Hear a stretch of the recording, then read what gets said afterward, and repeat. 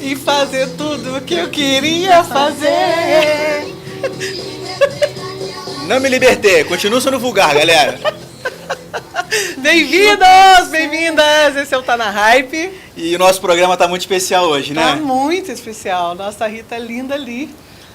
Sempre, eterna. A gente queria dedicar esse programa à Rita Lee, que nos deixou com o coração quentinho, né? Fiquei emocionado com o marido dela no Fantástico ontem. Eu fiquei muito emocionada. A história deles é muito linda, né? Muito. E ela é uma referência para nós todos e principalmente todas as mulheres. Sim, e todos os artistas. Tá chorando já? Tá chorando.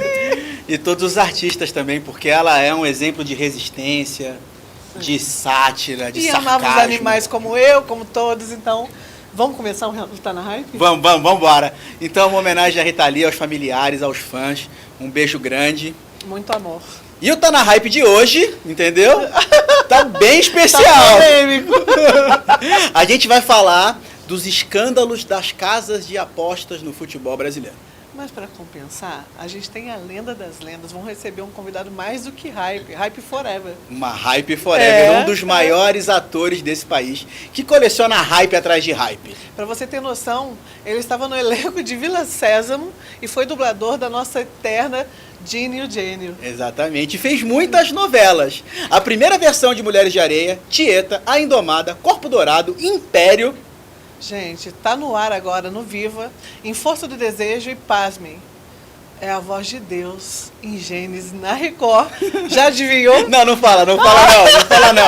Ó, eu vou chamar a vinheta e a gente vai contar quem é daqui a pouquinho. Vamos chamar a vinheta junto? Vamos. Roda a vinheta aí! Rita Lee, te amo!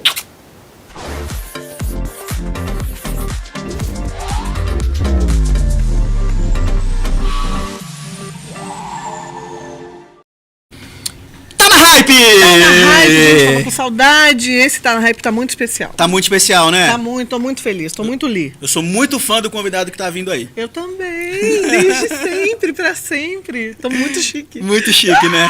Mas vem cá, eu queria falar sobre o escândalo de casa de apostas. Tá por dentro do... Quase caí aqui.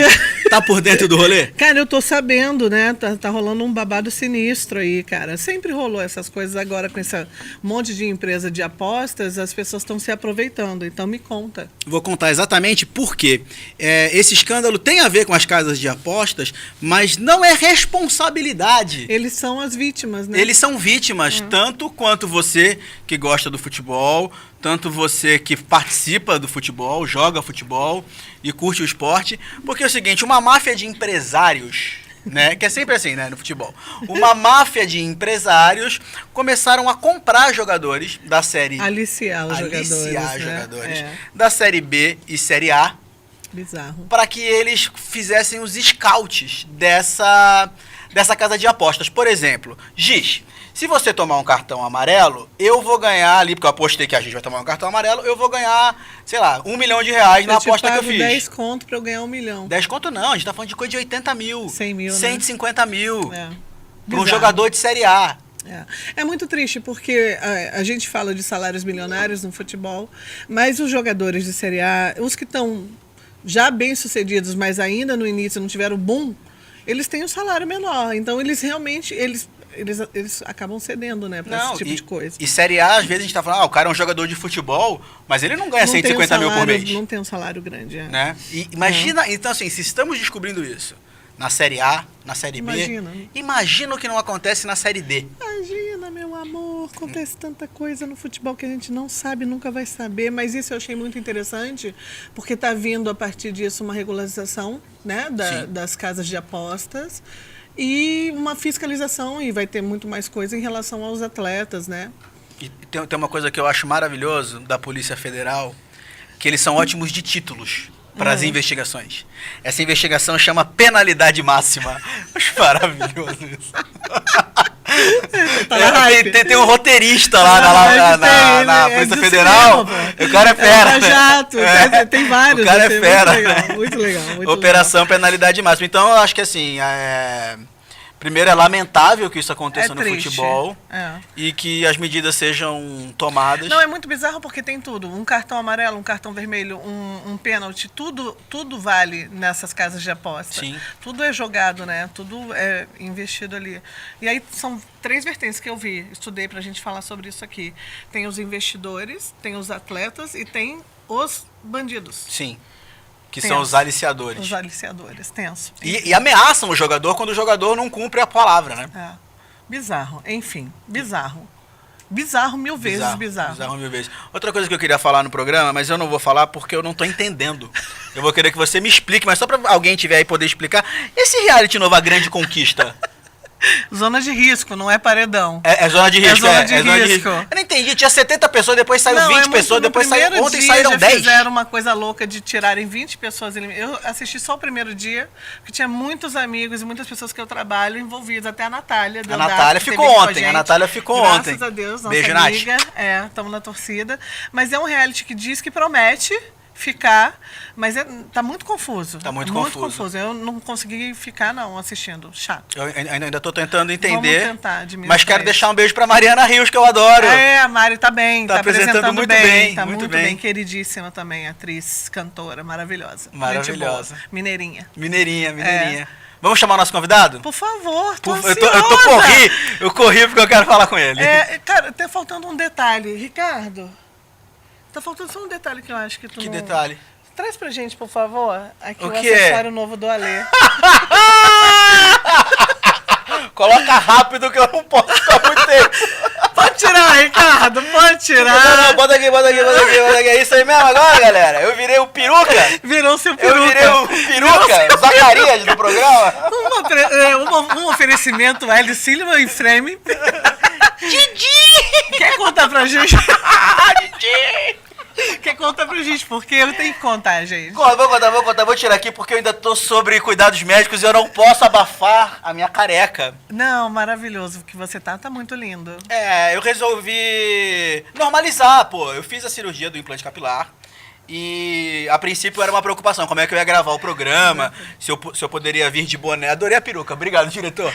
Se eu poderia vir de boné ou não, e aí eu conversando com o médico, aí eu fiquei pensando, cara, eu vou normalizar. Não, saca? e tá muito rápido. É muito cresceu surreal. rápido, Você já tá né? cabeludo. Ainda vai cair E aqui. você fica lindo, careca, cabelo, você é um gato. Obrigado, meu amor. Você é nosso gato. Você tá na é rádio. gata também. O nosso diretor tá dando esporro. Tá dando esporro? Tá dando esporro. Vamos. Mas eu só quero falar o que é importante normalizar, porque muita gente veio falar comigo quando eu coloquei no Instagram, e as pessoas têm medo de falar sobre As o pessoas ficam assunto. chocadas. Os que fizeram não querem falar que fizeram, amigo. A gente sabia que você era careca. De repente você apareceu com cabelo.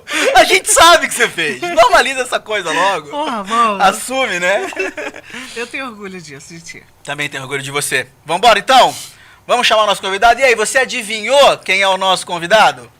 Ele é formado em filosofia e fez mais de 40 novelas. Gente, é muita coisa, né? É muita coisa. Pode seguir, porque no meu olho não alcança ali, Não alcança lá. Como eu já disse, é um dos maiores atores desse país. É. Entendeu? Ele tem personagens maravilhosos, só que eu vou falar qual que é o meu preferido já. Fala. O meu preferido é Seu Richard, de A Indomada. Oxe. Vem pra cá, Flávio Galvão, vem pra cá. Flávio Galvão, maravilhoso.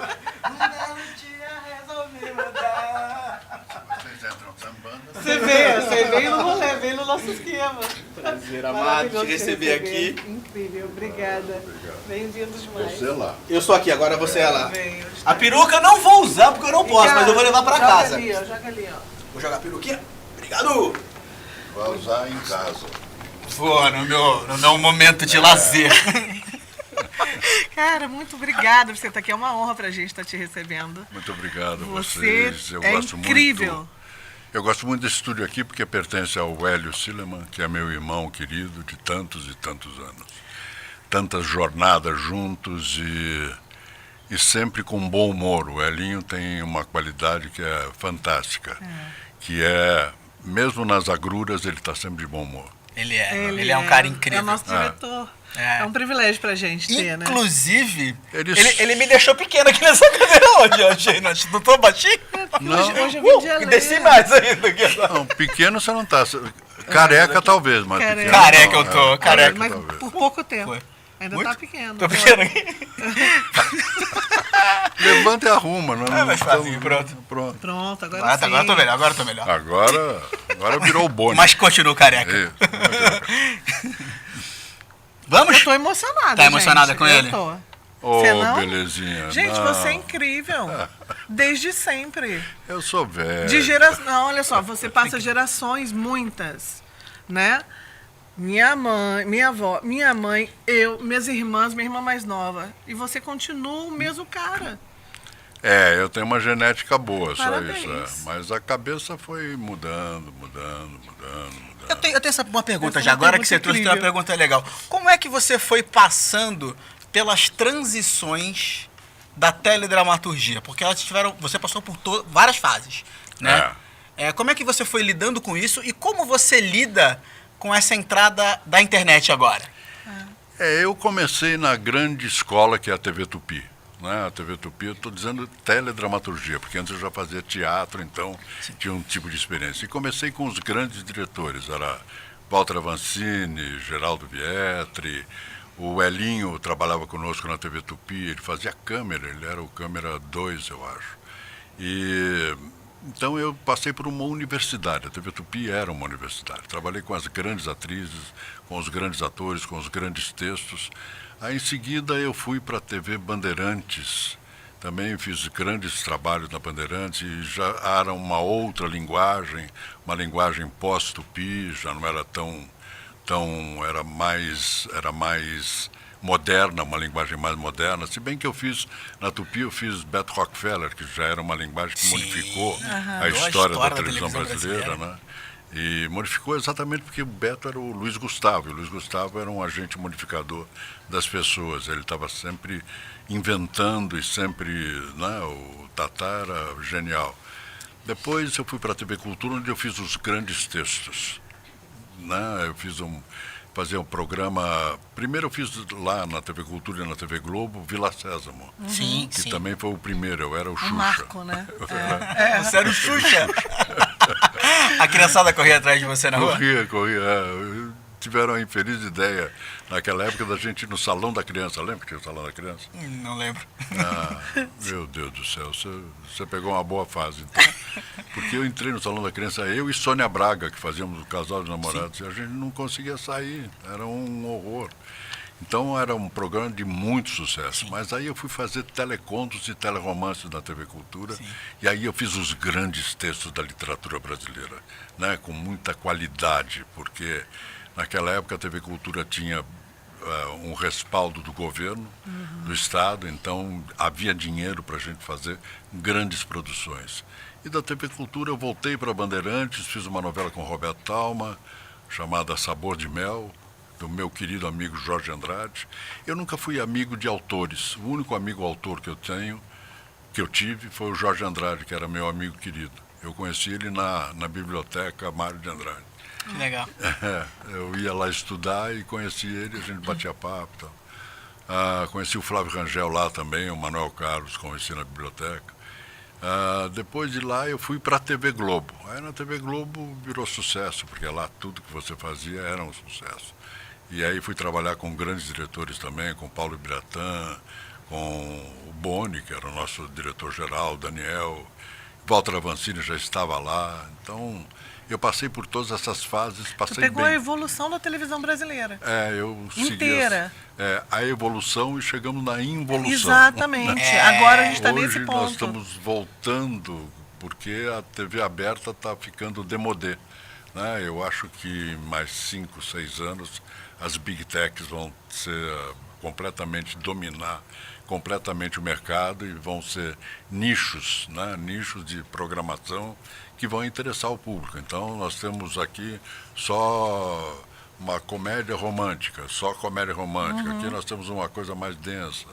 Então a televisão vai se modificando e as TVs abertas correm o risco, se não tiverem um Boni na vida, que renove, que traga um ar novo, a TV aberta corre o risco de sumir. Surreal, né? Eu vou fazer uma ressalva, porque muito se diz que o gênero novela corre risco com as séries, com os streamings. Porém, o Viva é o canal mais assistido da TV a cabo no Brasil. E a Warner agora está lançando um canal só de novelas na América Latina. Que são novelas turcas, indianas, Sim, que eu tô coreanas curiosíssimo. também. Coreanas também. É. Eu tô curiosíssimo para ver uma novela indiana, saber qual é que é. Mas você tem toda a razão. Novela não vai acabar nunca, porque a novela é o folhetim. E o folhetim sempre agrada. Se você tiver de mau humor e quiser espairecer, liga numa novela que aquilo te prende. A novela é uma coisa que te prende. Mas o Viva existe pela qualidade das novelas que nós fazíamos. Exatamente. É. Se você pegar a qualidade das novelas hoje, não passa no Vivo.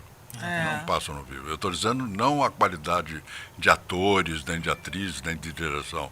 É que a qualidade do folhetim Sim. sumiu. Sim. A linguagem se dissolveu, É, né? Você não narrativa, tem né? mais. É, Lembra, você dirigiu novela, você sabe disso. Tinha um gancho. Chegar e falar assim, o seu microfone vai cair. Pom, pom, pom, pom. Olha para lá, olha para cá. E o espectador ficava esperando o dia seguinte se o microfone cairia realmente. E muitas vezes era um fake gancho, né? Exatamente. Chegava no dia seguinte já nem era aquela história mais, Eu entendeu? quando dirigia, eu não deixava acontecer isso, Entendi. porque eu achava que não era legal. Entendeu? Então, quando tinha uma jogada da direção que colocava esse tipo de coisa, eu me comunicava com o autor e falava assim, dá a verdade, porque Sim. você não engana o espectador. Entendeu? Aquela coisa, tem uma carta para você. Pá, pá, pá, pá. Aí a E carta aquela carta é nada. É uma receita de bolo, né? Exatamente. Tem autores que Surpresa! fazem isso. Tem autores que fazem Tinha isso. autores que faziam isso. Não, ainda tem. Ainda tem? Ainda tem autores que fazem isso. Pérez. Cara, eu não sei. Eu ia falar que o Valcir faz um pouco. O Valcir vai muito. O Valcir faz um pouco. Mas eu gosto muito do Valcir, portanto eu não estou falando mal dele. O Valcir tem uma frase do Oswald de Andrade, que diz, intelectualmente só se rouba quem se ama. Sim. Né? É verdade, você quando gosta intelectualmente de alguma coisa, você pega para si. Sim. E o Valcir faz muito isso, ele rouba muito, né? Ele pega dos grandes filmes, pega ideias novas, pega O Vento Levou e transforma na novela dele. Sim. Ele é exímio em fazer isso. Você tá me dando um gancho aqui. Manda. E aí você falou que você não era amigo, não conhecia muitos autores, mas que você conheceu pessoas na biblioteca. É. Olha só que legal isso, cara. O network antes era na biblioteca. E você se formou em filosofia. Essa transição de filosofia para o ator, como que aconteceu? Não, era simultâneo. Eu fazia o CPC, que era o Centro Popular de Cultura, no Teatro de Arena, e ao mesmo tempo fazia a Faculdade de Filosofia na USP, que era ali na Maria Antônia. Mas eu não cheguei a me formar. Em 68, foi o ano que não terminou, porque foi o ano do AI-5. Todos nós fomos embora, né? A Faculdade de Filosofia parou, porque aquilo, o AI-5 parou, e ficou faltando um semestre. E eu nunca terminei. Mas quando eu conheci essas pessoas, é o seguinte, eu estudava com a Rita Lee no Liceu Pasteur. Liceu Pasteur. Nós estudávamos na mesma época juntos. E é a coincidência de você falar da Rita e eu me lembrar dela. E aí eu tinha uma obrigação que era pegar o 570 Praça da Árvore, que era um ônibus, ia para a cidade, porque eu fazia Aliança Francesa. E eu tinha que... Então, eu ia para a cidade, entrava na biblioteca Mário de Andrade para fazer lição de casa enquanto esperava para ir para a Aliança Francesa. E aí eu conheci essas pessoas, não era um network, Foi aleatório, né? Uma coincidência muito que legal. livro é esse? O Diderot, eu pegava o Diderot, legal, obrigado, Jorge. Aí ia ler o Diderot, esse é o Marcuse. Então fiquei trocando figurinhas com Flávio Rangel, com essas pessoas, sem querer. Sem saber, né? Posteriormente eu até nem sabia direito quem eram. Posteriormente eu fui trabalhar com eles. E eu fazia filosofia e o CPC, o Centro Popular de Cultura. Que legal. Cara, você contou essa história, me lembrou uma época que eu estudava teatro também. E olha que interessante, eu também tinha horas, porque como eu sou do ABC, eu nasci no ABC e estudava aqui em São Paulo, então eu vinha fazer um teste Às vezes tinha 3, 4 horas entre uma coisa e outra. E eu não ia pra biblioteca, mas eu ia dormir no cinema. Mentira! Eu ia dormir. O espaço Unibanco, acho que tinha uma poltrona que era mais confortável ali. Aí eu falava, cara, eu vou dormir ali. Então deitar, só que você não dorme, né? Você entra no cinema, você tá aqui, de repente já tá aqui, né? Vendo, né? Vendo um monte de coisa ali. Mas eu entrava no cinema, eu passava as férias de julho numa cidade do interior chamada Jaú. E as férias de dezembro eu passava no Rio, que meu tio morava no Rio e tal. Eu entrei muitas vezes no cinema, sabe por quê? Por causa do ar-condicionado. Calor, né? Eu pagava na entrada para... Rio muito quente. É verdade. É puxadão mesmo, né? Mas vem cá, eu tinha perguntado sobre a internet e eu queria saber se te incomoda a presença de influencers digitais que não são atores formados dentro da nossa profissão jogando com a gente. Olha, eu vou dizer para você uma coisa que eu sempre disse, portanto não é uma novidade. Eu não acredito numa formação acadêmica para ator. Sabe, ator, jornalista, publicitário, essas profissões que você não requer matemática, não requer física, não requer química, a regulamentação devia ser para todos. Quem tiver talento faz. Como é que você vai pedir para um cara que nasceu no Acre que ele faça uma escola de teatro? Como é que você vai pedir para um sujeito que nasceu lá em Divinópolis que ele faça uma escola para ter o DRT? Eu quero que todos façam. Quem tem talento fica, quem não tem, naturalmente a peneira é feita. Você é diretor, você sabe disso. A gente peneira, assim, esse não está bem, isso não vai dar certo. É bonitinha, é bonitinha. Mas tem uma coisa que eu acho um pouco cabotina, não sei se você concorda comigo, que é você às vezes escolher baseado em número de seguidor. Mas Que tá isso assim, é o que está parece. acontecendo no mercado, né? Na verdade, assim, está tendo essa transição e que talvez o meio artístico, e eu posso falar porque eu estou fora desse meio, né? Eu fico como estrategista do meio. O meio artístico clássico, ele ainda é por causa disso, porque estudou muito, se desenvolveu muito, se empenhou muito para ter a carreira. E o influenciador, ele chega com o pé na porta, porque o influenciador, ele faz tudo. Ele faz o vídeo dele, ele edita o ninguém, ele vai no evento, ele não precisa de assessor, ele não tem nada, ele tem só a verdade dele e a cara de pau para falar sobre uma verdade dentro de um estilo que ele cria, né? E aí ele vai ocupando esse lugar, né, do mundo. O mundo está muito rápido. Mas ele não sobrevive bem. Não sobrevive. Precisa do estudo. Precisa da preparação. Você precisa né? Não tem como você ficar... Não tem solução. E pior, não existe um estudo que você faça e fala assim, acabei. Não, é contínuo. É contínuo. É pra vida. É contínuo. Você, sabe, você de repente... É igual a filosofia. Eu estou aprendendo aqui com vocês, vocês devem estar aprendendo comigo, você está aprendendo com o teu câmera, eu estou aprendendo com o Elinho novamente, eu estou aprendendo com as pessoas, estou aprendendo com a Jade, a minha companheira que está aqui. Né? Então, eu acho que quem é o influencer que está bem com 50 milhões, não adianta. Se ele não se preparar e não estudar, não seguir, o ele Neymar estagna. ter 90 milhões de seguidores. Não adianta nada. Se ele não fizer gol, não adianta. Se não fizer gol, não adianta. O que me incomoda um pouco é a parte técnica, às vezes. Mas olha só, o que está acontecendo é que a galera, o mercado ainda não entendeu como funciona essa transição. Não é culpa do influenciador, não é culpa do artista. É muito mais uma culpa do entendimento de como está a comunicação com o público, como o público está agindo, porque o público agora tem poder de escolha. Sim. Né? Ele define o que ele quer assistir, ele define o que ele quer consumir. Exatamente. Né? E tudo é muito recente, né? E é novo. Então, as agências de publicidade, as televisões, as pessoas ainda são mais velhas, os que estão detendo o poder, e eles não entenderam, não estão no skin the game, não estão ali no dia a dia com a garotada para entender como é a comunicação, como é o approach. E aí eles acham que pegar uma menina ou um homem, quem quer que seja, com 30, 50, 100 milhões de seguidores e colocar no lugar de uma grande atriz, vai dar certo.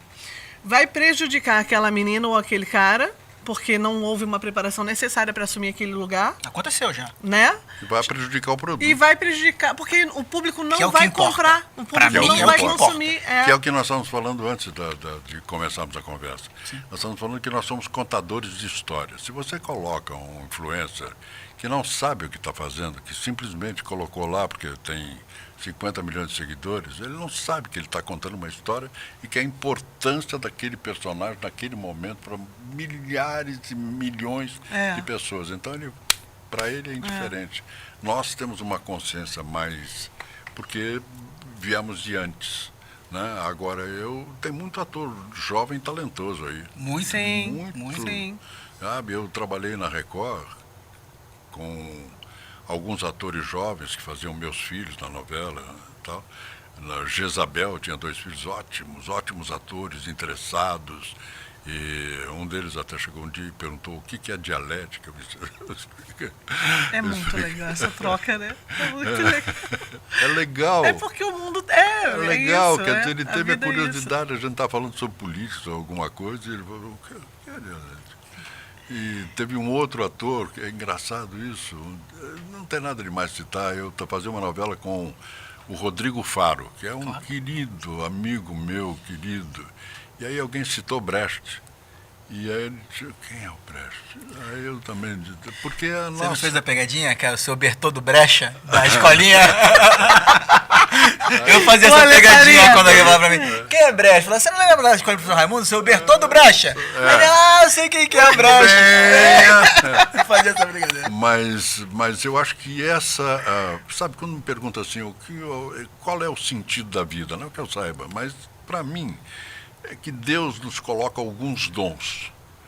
E aí a gente tem a obrigação, esse é o sentido da vida, de distribuir esses dons, de entregar para o teu semelhante, né, para o teu próximo. Então, cada um tem o seu dom. Né? Tem um dom do seu sapateiro, ele vai ser um bom... Né? Tem o dom do seu ator, ele vai tentar ser um bom ator.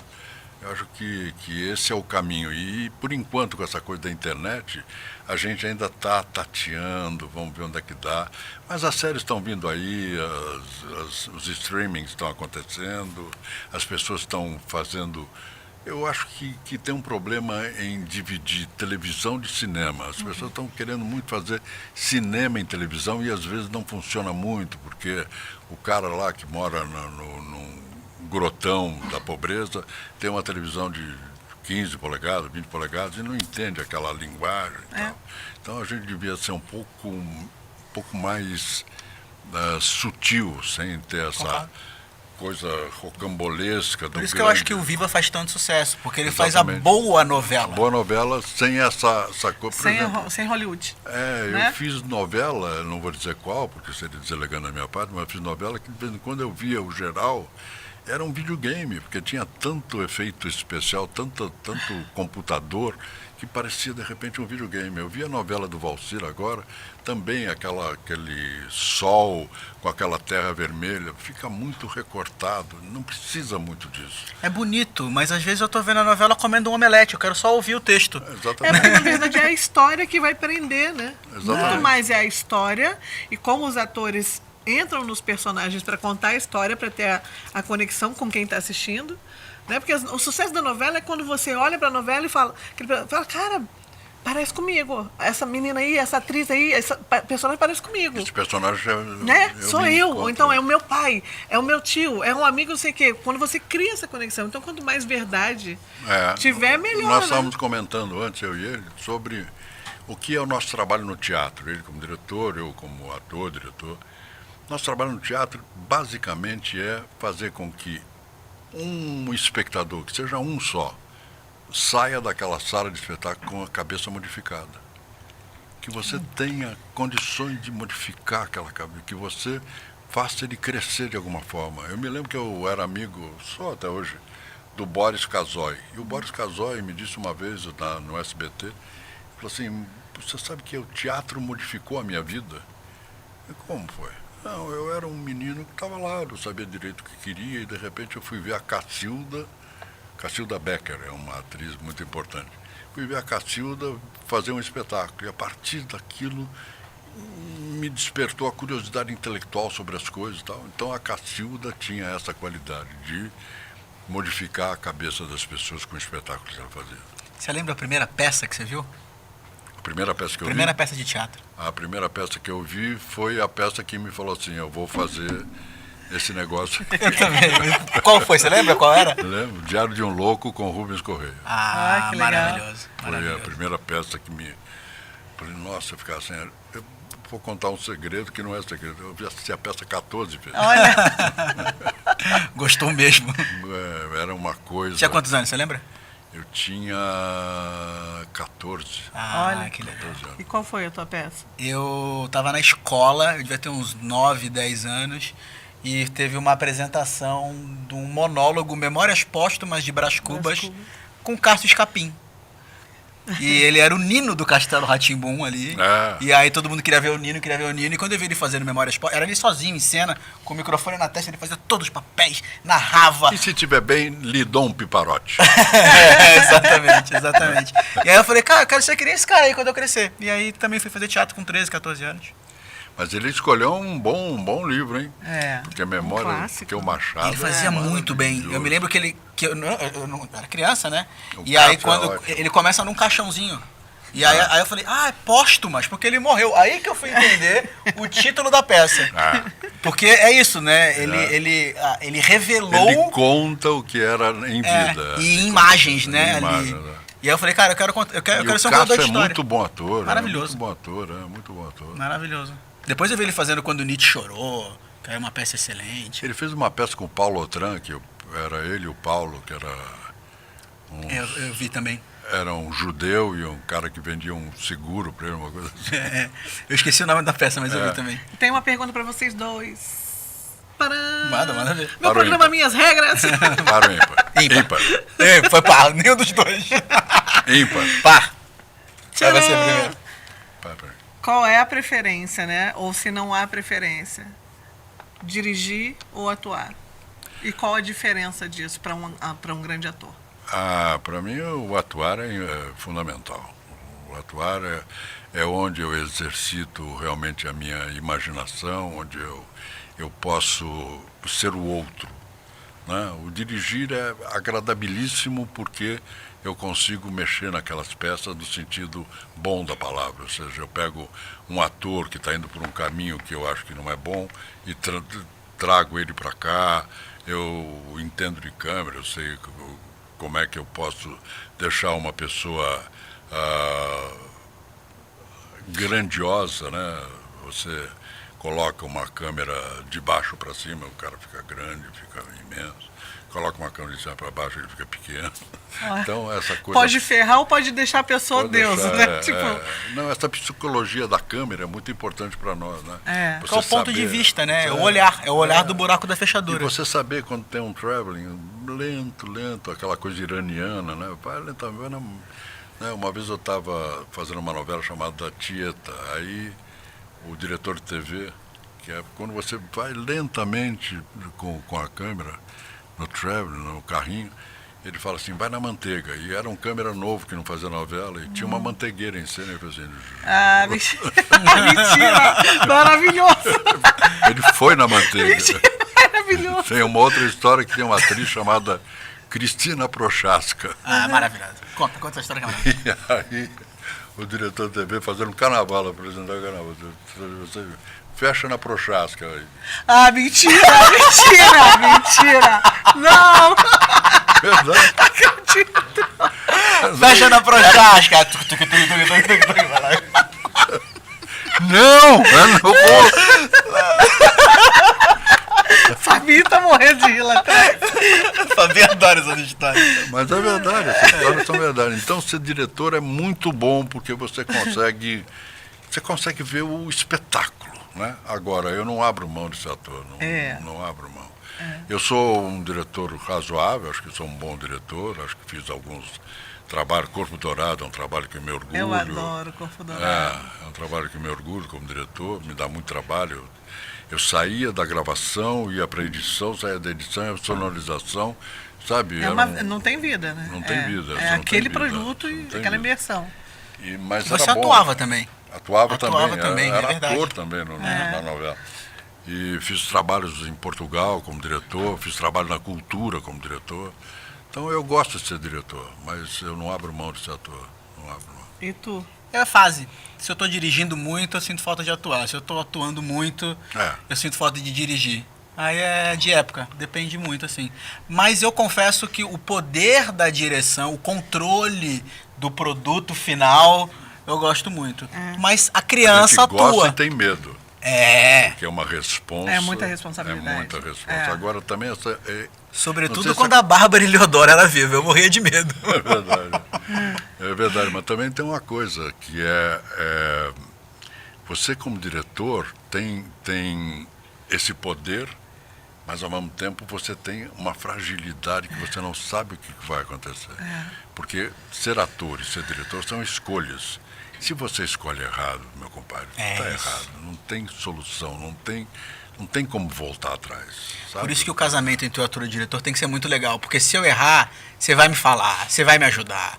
Mas tem um problema ser diretor, né? Porque a gente vai ver uma novela ou vai ver um espetáculo de teatro, a gente sente assim, vou gostar. Não, aquela fica, luz é bonita. Fica dirigindo tudo, né, na mente. Aquela luz é bonita, olha, o cenário tá bom, aí passou 15 minutos da peça e você fala assim, Começa a ficar estressado, né? espera um pouquinho. Não, falou errado. Abriu a luz na hora errada. Espera aí. Esse som tá muito alto. Sou eu em evento. As meninas falam, Giz, vamos ter uma festa aqui, mas é pra curtir, vamos pra curtir. Aí eu já chego, nome na lista. Aí tu vai lá, nomes de convidados. Aí tu chega lá, a lista tá lá do outro lado. Aí eu já fico me controlando. Aí eu vou pra lá. Eu fui com ela num camarote, ela tava organizando a fila do Abadá. Eu falei, Giz, você não trabalha aqui não. A gente tá curtindo o camarote, cara. Ela, você entra pra cá, sobe aí. Eu falei, calma, ei, curte não aqui. Consigo. Pega uma cerveja. É muito desafiador, não é?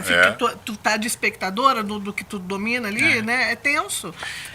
Eu tenho uma nesse sentido teu aqui. Quando você tá atuando e você não concorda com o caminho da direção, você cede ou você tenta...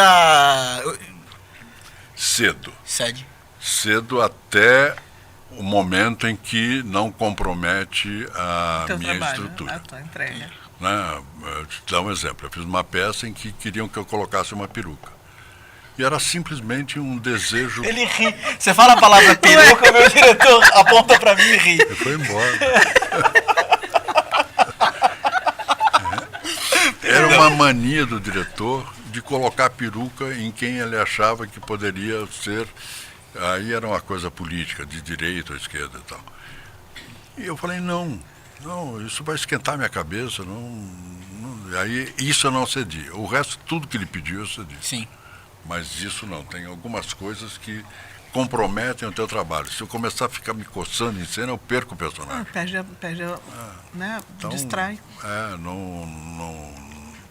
Eu vou até o limite que é necessário, mas sempre cedo ao diretor. E no limite psicológico ou no limite emocional do personagem? Tipo, cara, por exemplo, o meu personagem, eu enxergo ele de uma forma, né? O diretor enxerga de outra. Às vezes eu falo assim, cara, essa cena eu quero só que você conte a história da Giz. Eu não quero que você conte a sua história, mas pra você essa história é importante. Já teve algum momento que você falou, não, cara, eu vou contar minha história, eu preciso fazer isso? Não. Eu sempre acho que o meu filtro é o cara que está lá. Perfeito. Que tá, sabe, por mais bobo que ele seja, eu acho que o filtro é ele. Entendi. E eu não posso interferir no trabalho dele. Ou seja, eu não comprometo o meu, faço com as indicações dele do meu jeito, né? Sim. Sem comprometer. Então, tipo o Chico Buarque fazendo música na censura. Eu tenho que fazer desse jeito, mas eu vou colocar aqui uma coisa ali, uma coisa aqui. O Julinho da Adelaide. Eu faço o Julinho da Adelaide, ou seja, um pseudônimo meu. Então, eu sigo o diretor, eu tenho muito, e já peguei grandes diretores, então, acho que alguns diretores têm certo receio de trabalhar comigo, porque sabem que eu tenho eu sou muito rodado, né? Mas eu estou disposto a aprender, quer dizer, aberto, assim, né? Completamente. Se um diretor fala assim, vem de lá de fora com uma câmera, faz um plano de sequência, eu diminuo o meu passo para o cameraman não dançar, entendeu? Se bem que eu acho desnecessário, né? Mesmo que eu acho, não acho, mas mesmo que eu acho, eu estou a favor sempre. Sempre a favor. Essa é a diferença, né? É por isso que ele está aí onde ele está até hoje, gente. Não, e a nossa profissão, né? Ela tem isso. É um privilégio. Porque nós podemos trabalhar juntos e nos tornarmos grandes amigos, sendo de gerações diferentes. Exatamente. Uma criança de 10 anos pode conviver com a gente e se tornar nosso amigo também. E isso, o teatro, a televisão, e muito de repente maneiro. dizer para um diretor jovem, dizer assim, olha, você colocar a câmera assim, vai distorcer. Talvez fique melhor, né? Bota uma lente maior, vai distorcer. É. Não custa nada dizer para ele que está distorcendo. Né? Sim, Às exatamente. vezes ele nem sabe. Ó, o amarelo no vermelho vai sumir. Vamos botar um preto aí que vai ficar legal. Exatamente.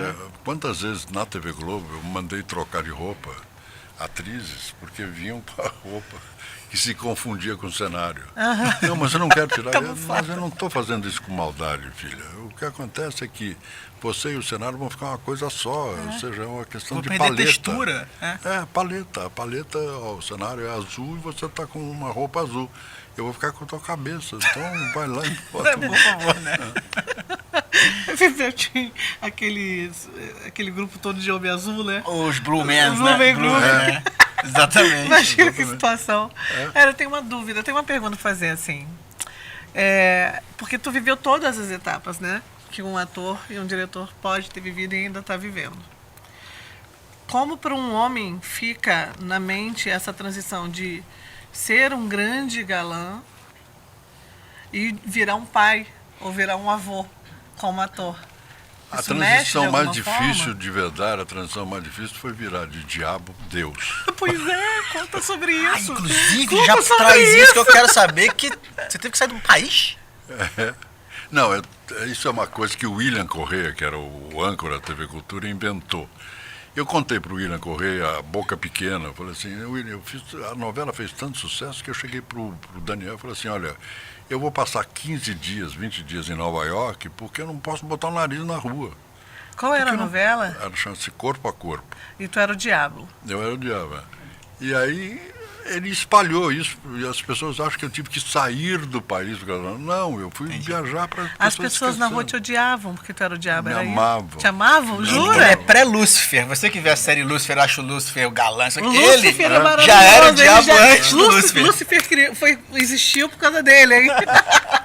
Mas as Que mulheres legal. amavam o personagem, porque eu fazia ele sedutor. É. Se você pegar um trecho da novela, era uma coisa sedutora, eu fazia uma coisa nazista, uma coisa... vamos fazer um pacto, sempre com a mão como se fosse um oficial da SS e tal. E sempre muito bem vestido, ternos muito bem cortados, com um carro que era aquele carro metido à besta, vermelho, tinha uma cigarreira de ouro. Diplomata? Hã? Diplomata? Não. Não, era esse carro que tem um cavalinho, como é? É um Ferrari. Ferrari. Uma Ferrari Ferrari. vermelha, uma Ferrari vermelha. É. Então fazia muito sucesso e ele era muito charmoso. Eu fazia como se fosse o Duque de Buckingham. Maravilhoso. Então a mulherada gostava. Como não amar o diabo, Não é? né? O diabo, com seus pecados maravilhosos, vão querer um Deus. Por que o diabo, gente? Aí eu fui coach do diabo. Porque eu fui Mentira. fazer uma novela chamada Apocalipse e o Sérgio Maroni era o diabo. E Serginho, eu era trabalhei com o Serginho. eu era o cara que instruía ele como ser mal. Mentira, muito bom. Eu era o coach do diabo. E depois eu virei Deus. Na outra novela eu passei a ser Deus. Eu vou dizer que você tem uma voz de Deus mesmo. Tem viu? uma Não voz tem? de Deus, tem. Obrigado. Tem Que uma Deus voz me de ajude. Deus, é linda a voz, Que é eu não incrível. a perca, que eu não a perca. Não perderá. Não perderá. Não perderei. E aí, não perderei. fala como Deus pra mim, por favor. Faz uma pergunta e responde como Deus. Vou perguntar, Deus, eu tô com uma angústia, Senhor. Eu gostaria de saber se esse cabelo vai crescer na minha cabeça. Não se preocupe, vai crescer. Ai, comedor, é você, meu filho! O que falou aqui que eu fiquei perdido agora? Esse Deus é diferente. Eu não confiaria. Não, né? Maravilhoso. Eu prefiro o diabo, eu vou pro inferno. Lá vai ser mais divertido, entendeu? Vai crescer. Vai ser mais divertido. Vai, crescer. Vai ter um evoé, vai ter teatro lá. Não vai ser essas peças espírita. Não tô falando mal de peça espírita, não. Mas não vai ser peça espírita, vai ser peça-peção mesmo. É isso aí. Hamlet cortando cabeças. Vem cá, eu trouxe um Mas game. o Shakespeare era louco para fazer uma maldade. É, né? Se você pegar Romeu e Julieta, se você ler Romeu e Julieta, de cara morrem 7. Eu fiz Mercúrio. Não morrem Morrem 7. 7 morrem. E eu acho genial que ele já anuncia a primeira cena, aí ele contando, todo mundo vai morrer, ele Exatamente, mostra quem morreu. Não, você leu Titus Andrônicos? Não li. É a última peça do Shakespeare. Ele mata todo mundo. Mas são dezenas de mortos em cena. Eu até pensei em fazer, mas era muita O gente. diabo já entrando nele. É. Eu pensei em fazer Shakespeare Não, assim. é porque eu adoro Shakespeare, né? Eu amo. Ele fez 39 peças. E tenho muita paixão por ele, porque cada vez que você pega o Hamlet, qualquer página, você lê e fala assim, pô, esse cara tá vivo. Ele tá falando de mim hoje. Exatamente. E o Titus Andrônicos é uma linda peça, mas é muita gente. Para você produzir aquilo, você tem que ter muito dinheiro. A mais atual eu acho que é o Ricardo III. Qual? Ricardo III. É A bonita gente a passou peça. por um né? momento aqui bem Ricardo III. Né? É Não, verdade. vive voltando esse momento, né? Infelizmente. A gente não sabe exatamente Acompanha. como é que é, né? Porque não, Acompanha o movimento. não existe mais. A gente está num momento que não tem mais direita nem esquerda, né? Sim. A gente não sabe exatamente o que é. Existem dois populistas, os dois. Não tem nada demais, o Xandão pode vir atrás. Tem dois patetas que ficam se digladiando e o povo fica nessa coisa da. Né? Então, Mas eu disse Ricardo III pelo populismo, né? pelo populismo. Pelo populismo do Ricardo III e o que ele conseguiu movimentar de guerra entre as pessoas, né? E 4 anos atrás era um populista chato, né? Que falava palavrão e tal. Agora é um populista que fala muita bobagem. Então, onde é que você está? Se eu chegar para algum deles e falar assim, você leu o Joe Adams, que é de direita, que é, né? Não tem. ideia Não tem do que seja, profundidade, Você né? leu Engels, não tem. O outro não tem Não menor. Vou tem falar uma do profundidade. Lula péssima. O Lula foi pra China lá e ele começou a falar que ele assiste o campeonato chinês de futebol. Você viu? Mentira, Lula. A gente sabe que você não vê campeonato chinês, cara. Para de querer fazer amizade assim. Não, e ontem ele disse uma barbaridade, assim, porque nesse país morreram 700 milhões de seres humanos. E o Milhões? Bolsonaro matou 300 milhões. Não tem isso, né? Não, tem Tem 200 e 241 milhões. pouco, imagina. Não tem ninguém então mais vivo. 700 milhões? É isso, os números. Mas vem cá, eu trouxe um game pra você. Tá. O game é o seguinte. Eu vou fazer uma pergunta, você responde de bate-pronto e a gente desenvolve um pouquinho sobre o tema. Né? Personagem inesquecível. Comandante da Tieta. Ah, inesquecível. Inesquecível mesmo. Me arrependo De não ter feito um especial para a TV Globo com o Roberto Faria, que era meu querido amigo, e eu, por uma questão de marra, não quis fazer e até hoje me arrependo. Marra por quê? Porque eu achava que eu merecia ganhar mais. A gente acha. Mas não era culpa do Roberto, era culpa da direção, né? Sim, com certeza. E eu gostava muito dele e ele ficou muito magoado comigo e morreu. Então, eu me arrependo. Sim. Um livro que essa nova geração precisa ler e por quê? Essa nova geração precisa ler Schopenhauer, essa nova geração precisa ler Kant, essa nova geração precisa ler Kierkegaard. Por quê? Porque você vai entender através desses autores que a vida é maior daquilo que a gente vive e que a vida pode ter caminhos mais intensos e menos prosaicos do que a gente vive. A vida e você, através desses autores e a Bíblia, você tem que ler a Bíblia. A Bíblia é um livro magno que te dá história, arqueologia, te dá o sentido espiritual. Eu acredito muito em Deus. Deus para mim é muito importante. E é um livro magnífico. Eu leio a Bíblia todos os dias, que me interessa. E ler o Hamlet. Não deixo de ler o Hamlet, que é uma curiosidade. É o segundo livro mais editado no mundo. O primeiro é a Bíblia, o segundo é o Hamlet. Olha. Eu tenho uma curiosidade sobre o Hamlet. Você sabia que o filme Rei Leão é totalmente baseado em Hamlet? Não sabia. A história do Rei Leão, que é o Simba, o pai dele morre, porque o tio dele, o Mufasa, assassina o pai, toma o reino, ele é criado por uma trupe de artistas, que é o Timão e Pumba, e ele volta para retomar o seu lugar. E no Hamlet tem a cena do que chama-se metateatro, né? Que é uma trupe de artistas fingindo, Exatamente, por né? isso que eu falei, por isso que eu falei. Que legal. Que é a trupe que vai apresentar a história lá para eles. Exatamente, é. Né? E o Cláudio não gosta muito, que é o pai. O tio. O tio. Eu vi uma montagem que o Tunico Pereira fazia o tio. É. O Tunico. Na primeira fala dele, eu falei, acabou o ser ou não ser, né? Tunico Pereira matou seu pai, amigo. Arrasou. É uma coisa que fala tudo um pouco assim, o Tonico tá sempre assim, Juba. E teve uma montagem que não sei se você viu, que chama Um Certo Hamlet, da Companhia dos Atores, Ah, eu vi. que a Malu Gari fazia a mãe do Hamlet. Maravilhosa. Eu vi, Maravilhosa essa E montagem. eu vi uma outra montagem que era Hamleto, com os dois atores que já morreram, eu não me lembro o nome deles, e dirigida pelo Abu Janra. Era muito engraçado. Ele fazia uma sátira em cima do Hamlet. O Abu entendia, né, o que não estava no texto, né? Ele entendia a alma desses... Mas você disse uma coisa que é importantíssima para nós atores. O texto é uma bobagem. Você decorar aquilo é a maior besteira que um ator faz. É necessário, mas é uma bobagem, porque papagaio decora e pronto, né? O que é interessante é você ter o texto e descobrir o que está por debaixo dele. O que não está escrito, de onde vem, qual é psicologicamente, por que ele está nesse momento dizendo isso, querendo fazer a contra-vontade, querendo fazer outra coisa. Então é importante essa coisa que você disse de descobrir o que está debaixo do texto. Eu vou completar com uma coisa, o ator tem que ter a generosidade de emprestar sua dor de verdade para esse personagem. Não fingir, entendeu? Me empresta a tua dor. Não precisa me contar o que é, por que dói.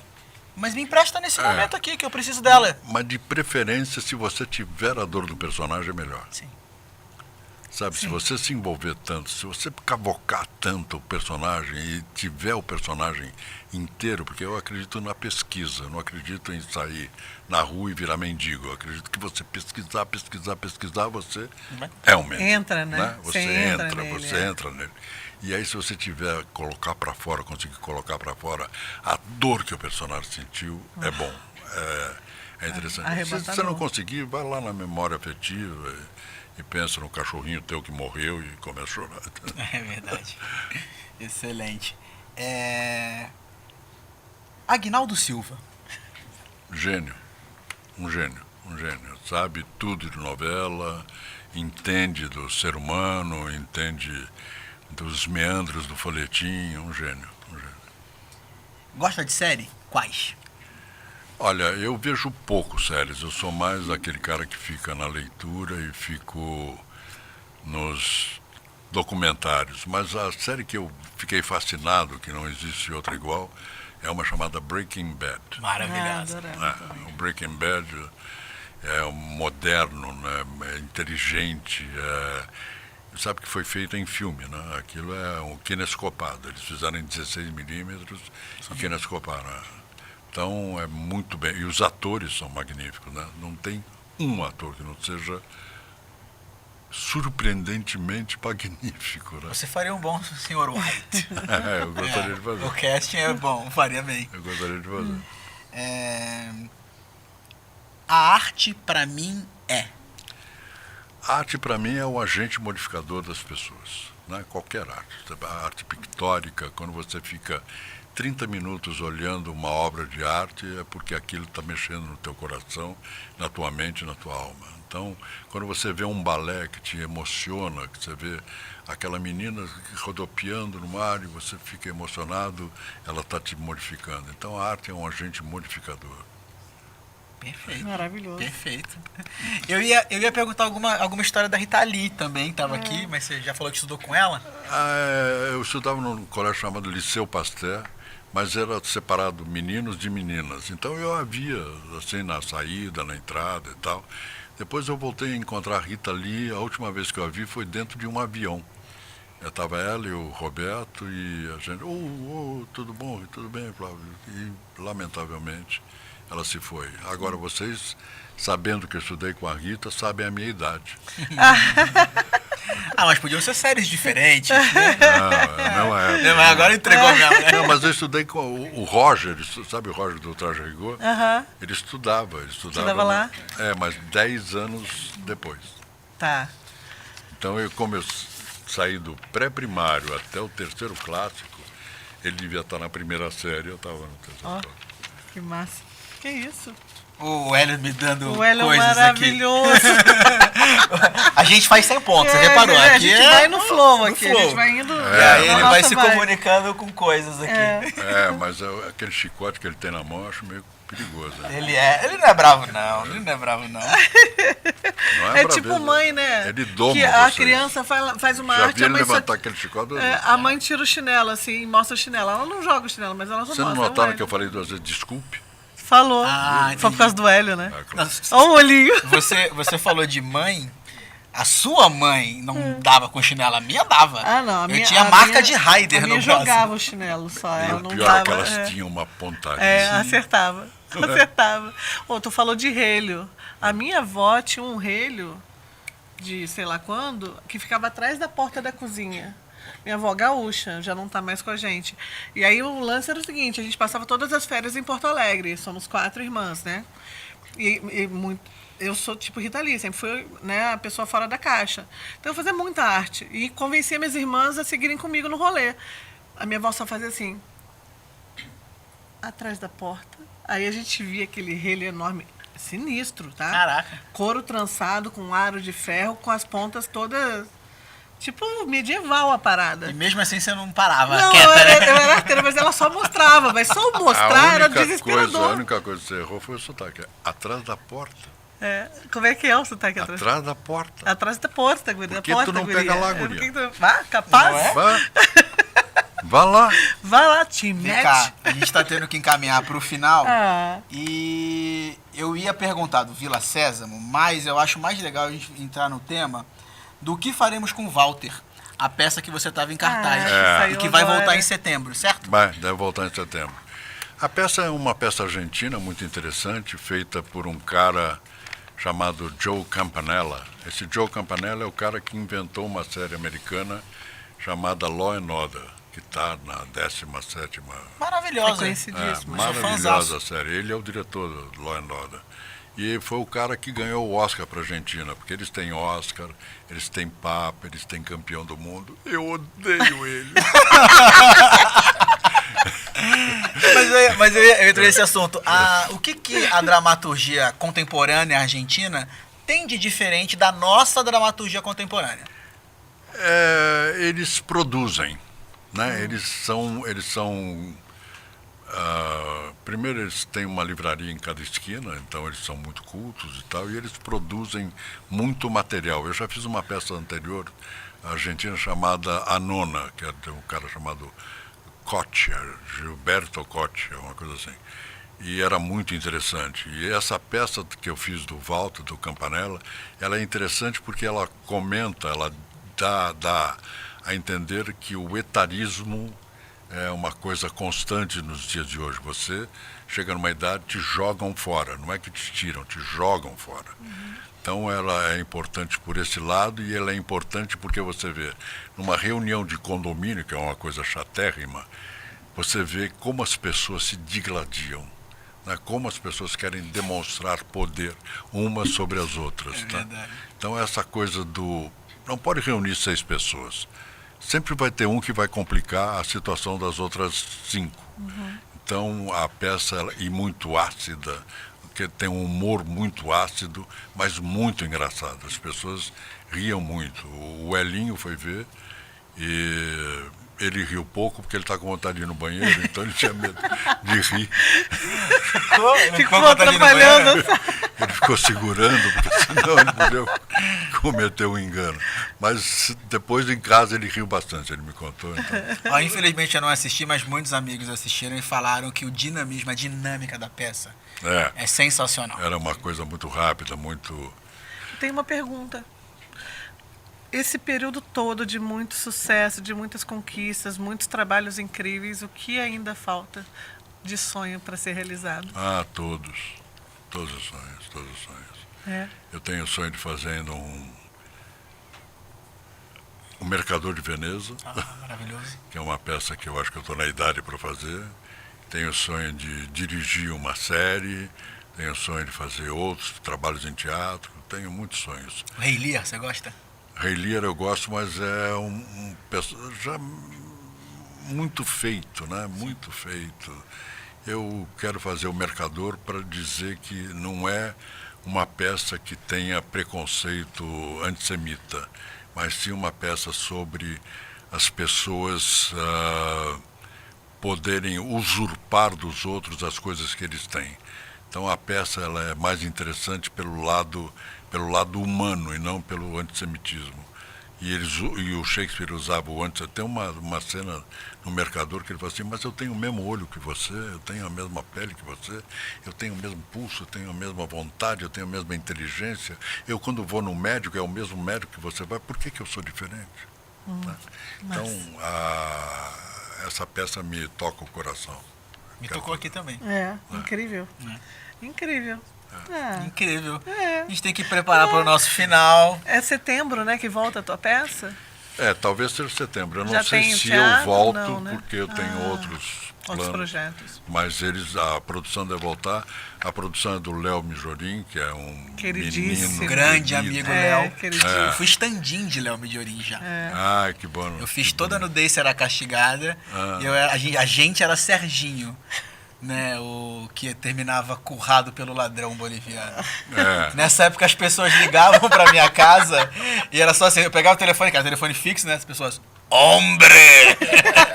Sou eu, ladrão boliviano. Ela fala, cara, hombre! Não, o pior é que você já atendia falando olá. Olá, que tal? Aí que era pior, aí ficava bem na...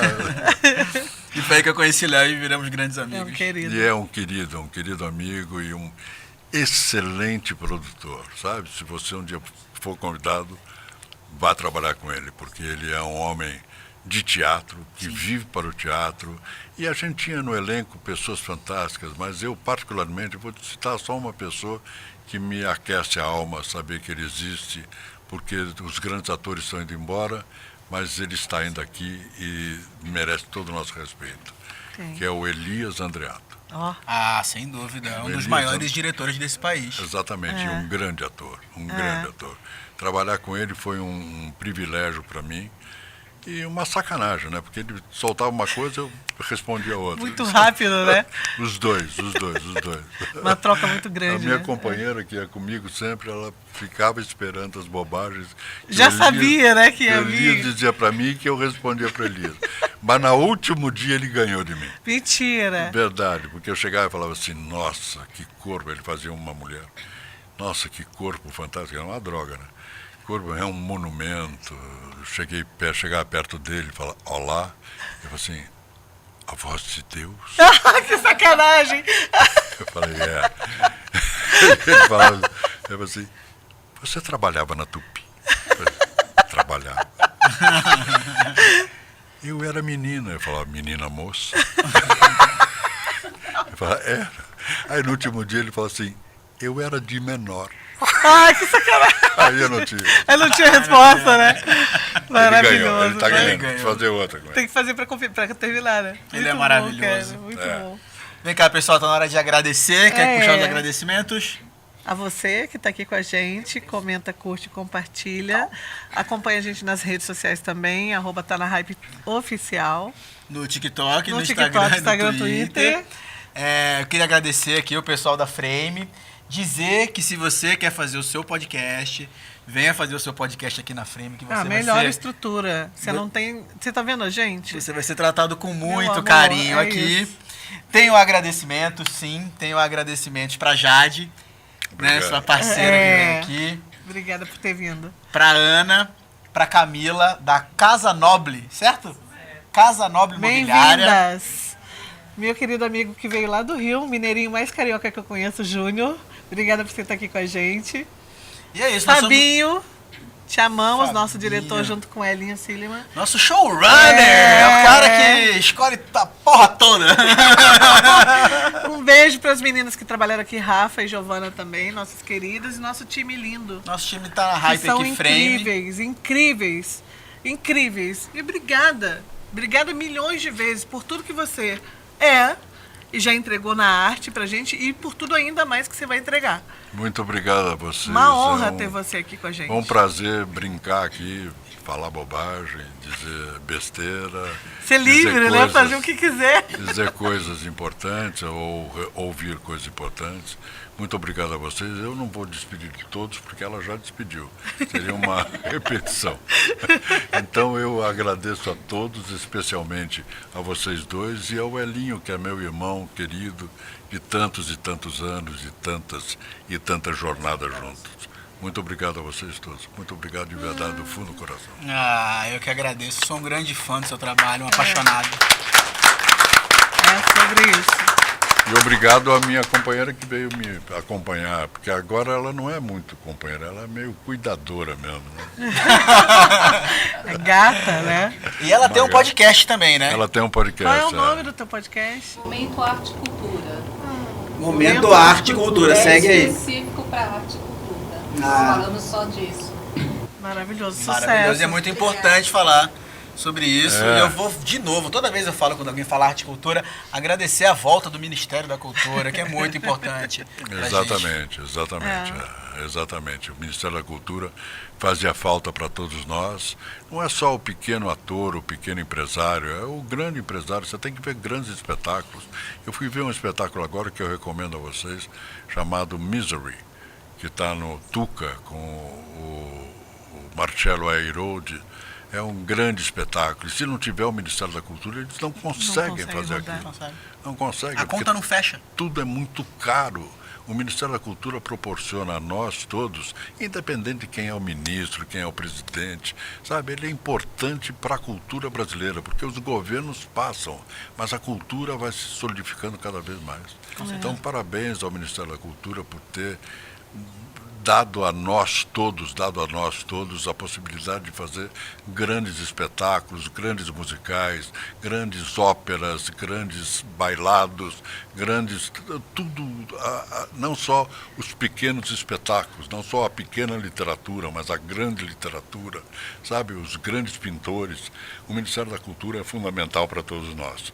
Um beijo a Margarete Menezes, apesar de não conhecê-la, nossa Bahia e que é ela linda. vá bem, que ela consiga se articular de uma forma menos tensa, ela está um pouco tensa, que ela consiga relaxar e fazer um bom trabalho. Eu vou pegar um mote seu, desculpa te Vá, interromper vá, rapidinho, vá.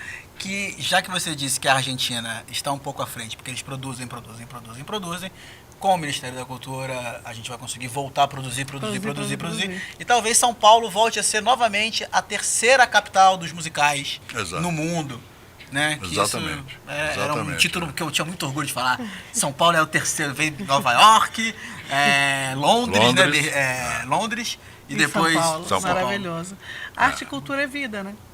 É isso. Foi o que salvou na pandemia todo mundo. Vamos usar isso, Jade. Arte e cultura é vida. É vida. Né? Foi o que salvou na pandemia. O que salvou as pessoas durante a pandemia? Arte e cultura, independentemente do meio. Né?